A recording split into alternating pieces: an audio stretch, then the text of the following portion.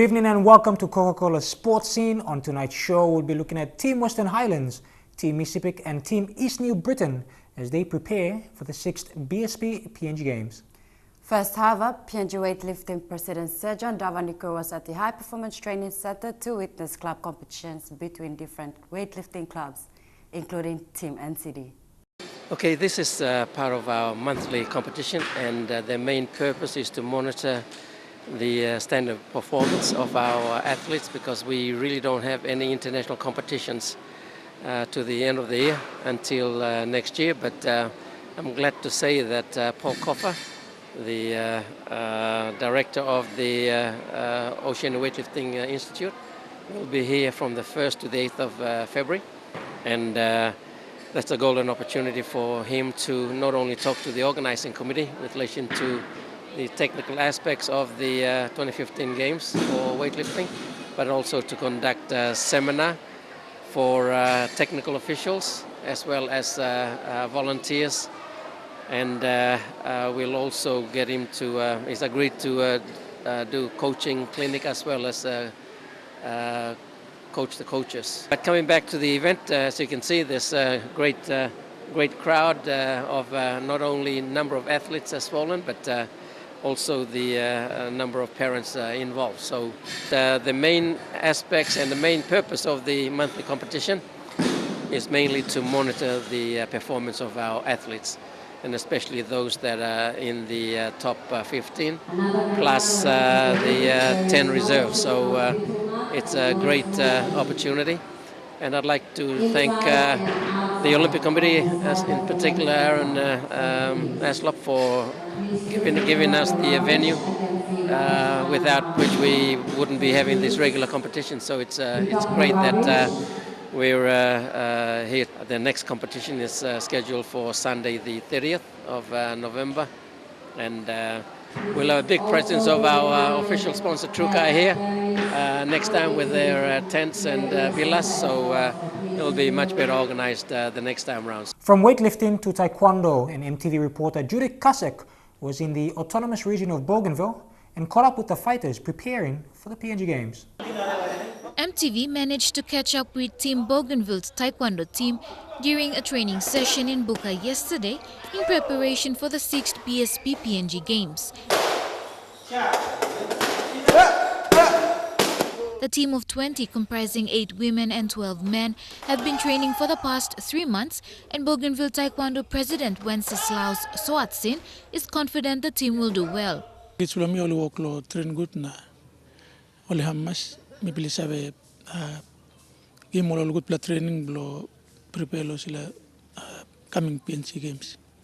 He said they have received financial assistance from the Bougainville government to travel to Leh. However, they are still waiting for proper equipment for training at home. Big play heavy through me play mem lo equipment. Me play no gato lo proper equipment lo training mo lo all at least from play lo use him. Here too no gato lo good play facilities where all at least by can train longen. So I'm big play obstacle through me play walk lo him lo here. When asked who were the favorites to win medals at the Games, Soatsin said there were a couple that we would look out for. However, no names were given. All girls have been making good strides lo last PNC Games. Today too me walk lo look long all because lo think me got popular girls were only step inside lo PNC elite team long prepare lo sila coming Pacific Games. Long all boys me got sample unknown step. Mainly lo heavyweight lo me got one play at least 2 only new play, but last PNC Games 7 kiss him goal, so me walk look long.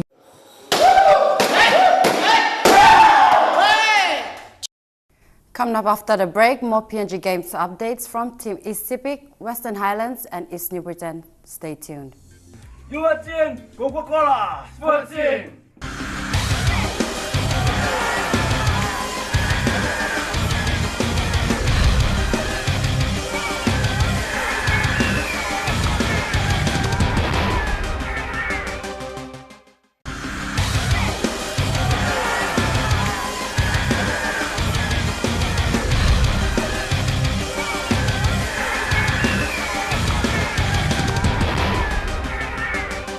Welcome back to the show.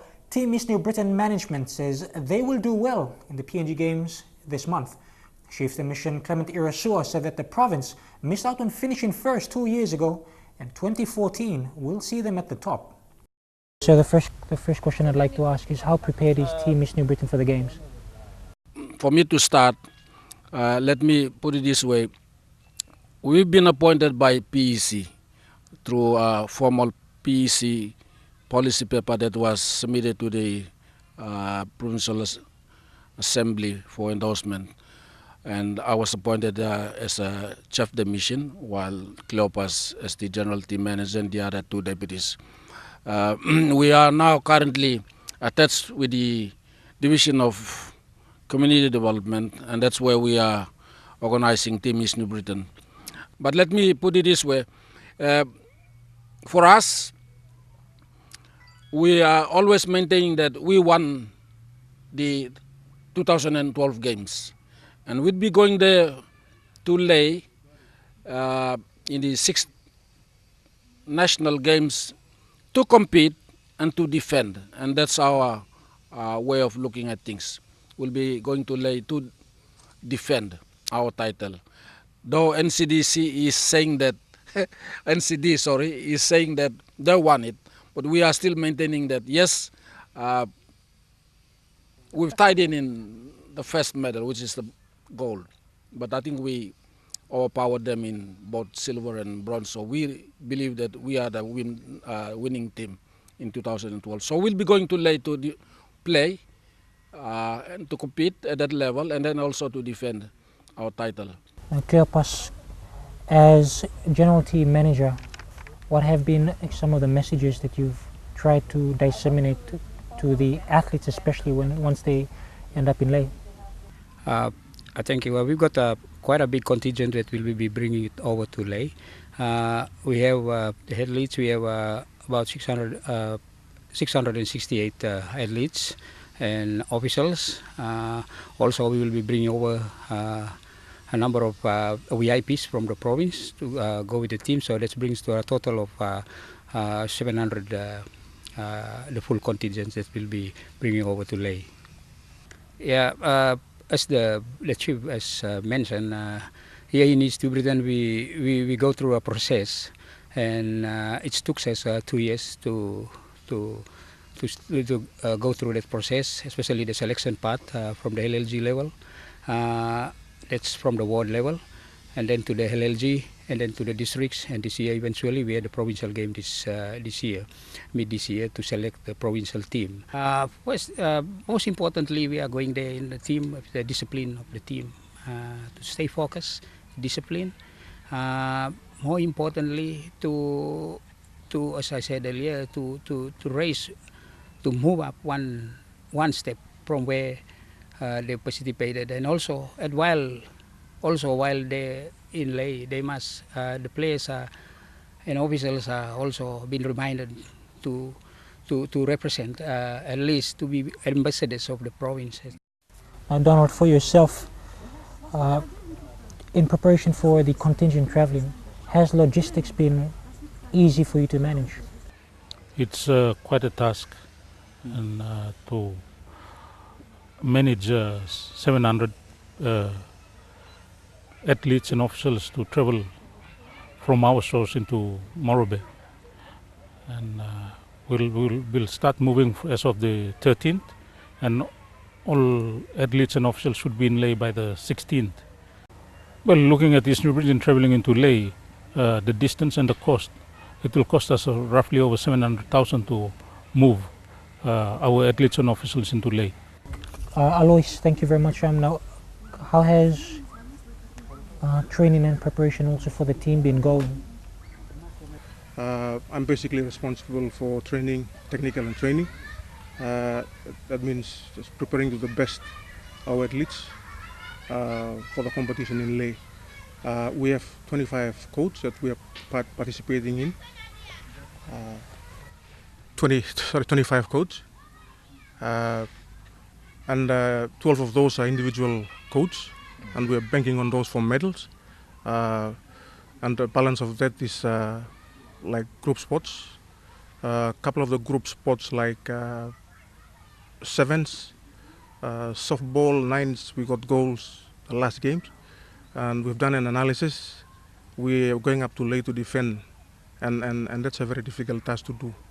Especially like traditionally, it's always been the host team that wins the PNG games. The PNG games has actually gone up a level. It used to be called grassroots games.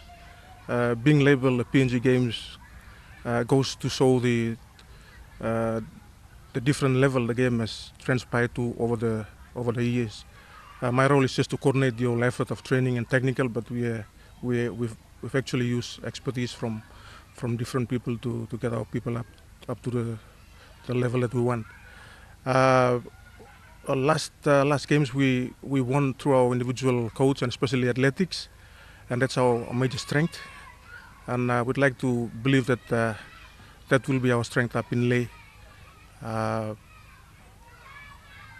We've also strategized, but I won't disclose that. We'll find out that in Leh. Our major threat will be Morobe and NCDs. There are some things that needs to be fixed that we are not happy about, and we'll leave that to management. I think the chair is there to talk to the Games Council to sort those matters out. But I think given a level field, I think we've prepared enough, and I can tell you now that we'll go up there and we'll defend our title. Well, Team Miss New Britain, team management, sirs, thank you very much for your time. Thank you. Thank you. After the break, the Callabon Oval in Kokopo, East New Britain Province, played a host to OFC Women's Nations Cup, with New Zealand, Tonga, the Cook Island and Papua New Guinea competing.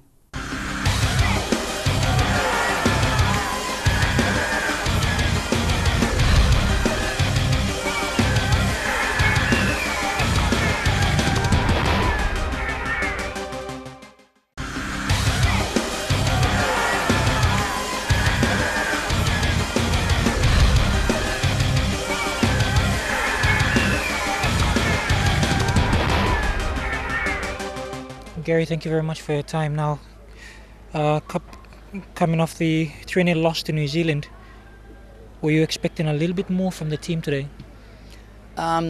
Probably in ball possession I was. As far as effort, I think they gave everything. There was a very, it was a magnificent performance against New Zealand. And obviously today, 2-day turnaround, we had 1-day recovery. I was always expecting fatigue.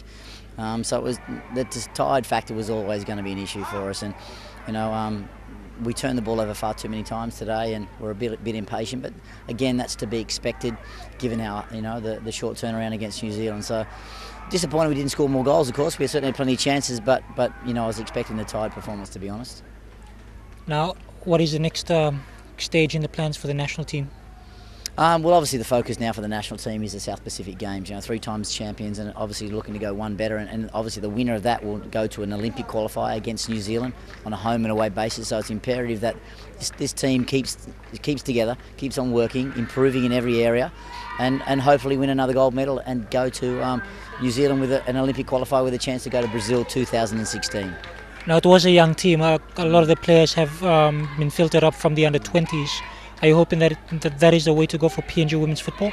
Certainly a lot of positives to take out of that, isn't there? We had 7 or 8 players that played under 20 against New Zealand, who are currently ranked number 19 in the world. A magnificent learning opportunity for them.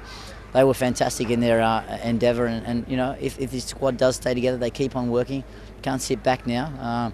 They've got to remember that 3 times Pacific Games champions. That will mean that everyone's out to get them. They were the hunters, now they're the prey. So everyone's got to be out to beat them. So they need to be careful and keep working, and not rest on this performance, and just need to keep working and getting better every training session. Gary Phillips, thank you very much for your time. Pleasure, thank you. I'm here with Abby Ursig, captain for the New Zealand women's team. Abby, thank you very much for your time. 30 goals, 3 games, Canada coming up. You must be pretty proud of the girls. Yeah, I mean, obviously coming to a World Cup tournament, you're always going to be proud if you make it through and qualify. It's always been in our plans to qualify, so to finally get that out of the way is a huge pressure off the girls, and we look forward to going to the World Cup in Canada. Now, you've actually, New Zealand's been to the World Cup a number of times already. Who do you feel are the biggest threats to your qualification campaign? It depends. They haven't come out with a draw yet, so they comes out in December. So obviously we'll be watching that really closely. And we're obviously going to get a top 4 team. We usually play Japan or Brazil, so they're going to be obviously a tough team. And USA usually, are the winners or the top contenders for it. So they're always someone that we're going to look at as well. We've played a number of games against all of those opponents, and we've done really well. So we've got to tweak a couple of things if we want to get results and win the trophy. Now, it did appear a little bit frustrating today, even though the scores were already 7-0. Was that how it felt throughout the game against the Cook Islands? Yeah, well, coming over, we've got a lot of goals that we aim to have before we leave the tournament, and it's a little bit frustrating sometimes when we can't accomplish those. And we like to keep a high standard any time that we play a game. So, whether we're 7-0 up, 2-0 up, we want to maintain those high standards. So it does get a little frustrating sometimes, but that it's part of the game, and we have to learn how to deal with it and how to overcome that frustration. Now, I spoke earlier with your coach today. He said one of the most important things was the team gelling. How has that been? Yeah, it's good. Obviously, with everyone overseas, it's harder for us to come together as a team and as often as we'd like. But when we do come together, we're like a family. We've been together for a long time, and it takes a couple of days to, for us to relax into it a little bit. And obviously, with the results going our way, it makes it a little bit easier as well. So yeah, it was nice to get back with the girls and have a bit of fun. Well, I'm here with Deslin Sinu, captain for the PNG women's national team. Deslin, throughout the tournament, even though it's disappointing to come second, would you say that you are very proud of the performances of the girls? Yes, definitely. I'm proud of the performance of the girls. They've performed well over the last during the tournament. So I was very pleased with their performance. Now, I noted a lot of the players in the team are actually very, very young. What can you say about that? I think we have the youngest at around 19, so which is good for PNG since they have not taken part in the senior women's. They have a long way ahead, so it's good for PNG, yes. Now, of course, the next biggest event that will be happening is the Pacific Games in 2015. Are you hoping we'll do much better than we did today? Yeah, definitely. With the girls' performance during the tournament, they've performed well, so definitely they'll be giving 100% during the SP Games. So there should be a good and a tough competition, yeah. Now, New Zealand will of course not be taking part in the Pacific Games, but the rest of the Pacific Islands will. Have you seen any improvement in how they've performed so far? Definitely, yes. Cook Islands, definitely with Tonga. Cook Islands having their players from New Zealand, so yeah, the performance and the standard of play have improved. PNG has set the standard in the Pacific, so definitely PNG will be up there. Yeah. Now, just finally, do you feel as a result of the performances here that PNG women can now receive a lot more support in terms of football?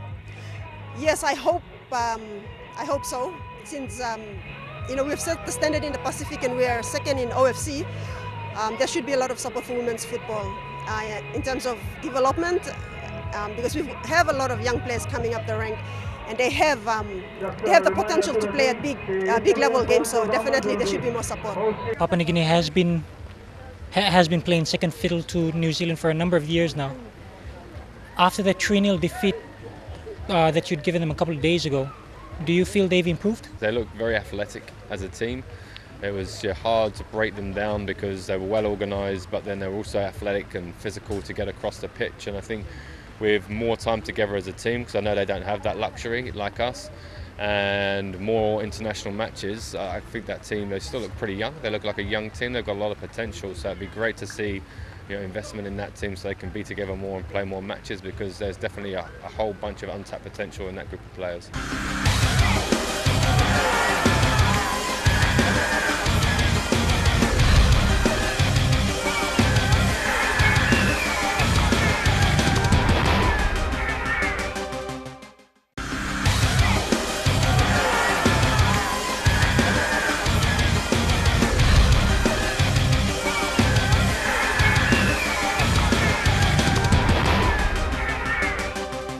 Back here in the nation's capital, both Team Western Highlands and Team East Sepik Province had their fundraising drives respectively. The dinner, organised as part of the team's ongoing fundraising drive, had expected support from the ESP community, but not all the tables were occupied. General Team Manager Clarence Hukahu when presenting the preparation report on the team, said sport could be used to change the attitudes of people in the province. In ECP province, we do not have a provincial sports coordinator. We only have an advisor, and a lot of us are volunteering our time to at least get the people of ECP to understand and see what sports is and what sports can do for them. He says there is a lack of support from the local community, and he is calling for assistance from leaders of the province. A lot of people are not looking at how sports can change the behavior and the attitudes of the people of ECP. And for those of you who are here from ECP, I challenge us all to work together to find means and ways to help our youths. Older brother and journalist Thomas Hukahu was more passionate in his call for assistance, urging fellow men to look outwards and upwards. In that way, by you driving on Mangilo, goal on Arapla level, and we might have, I'm just thinking, I would be happy to see CPIC in the next decade or 2 decades time to win a gold in the Olympics or something. Team CPIC will be taking part in 11 codes out of 28 and fielding 238 competitors for the games. Sports, just like any other province are doing, it's a development tool for the country now, and Western Highlands is no exception. The provincial government has put its emphasis on sports too.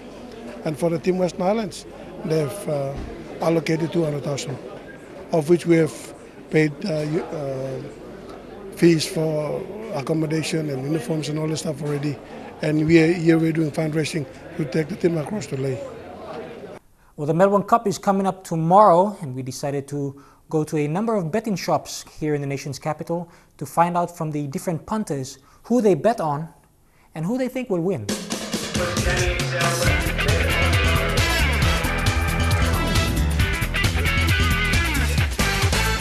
Tomorrow's Melbourne Cup. Who have you gone for? It's an annual event and I'm looking forward to it. Definitely, I'm going to bet on the outside horses. I go for number 11, Game and Oliver. Number 22. Busmi bago 100 wins red law. Post number 2, Craig Williams.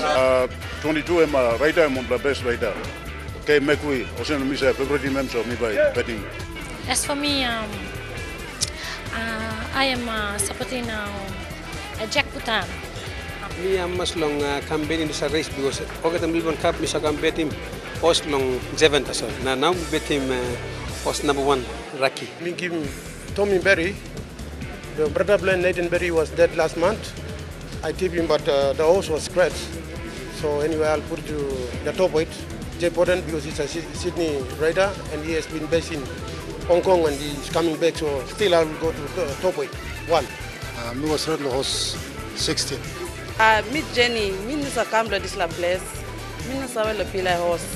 That's all me sa kamlo every 2nd November. Lo kuti one black bed at least 10 kilo or 20 kilo tasol.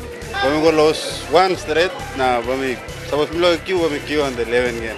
Kibla kamlo lay kamlo mospilo olos by pila tomorrow lo sablo yo to iskele musa baksim. I'm walking tipping. The little though. Maybe tipping was 8 to win. Tomorrow's Melbourne Cup is coming up. Yeah, the tip is the horse 1. That's all the way from Japan.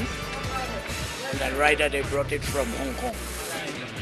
I know he's definitely a winner. And Quinella will be 1 and 22. Well, that's it for another episode of Coca-Cola Sports Scene. Don't forget you can find us on Facebook and go on to MTV Online for more updates. Keep in touch with us on sports@mtv.com.pg. On behalf of the Sports Scene crew, you have a safe and enjoyable week. Good night.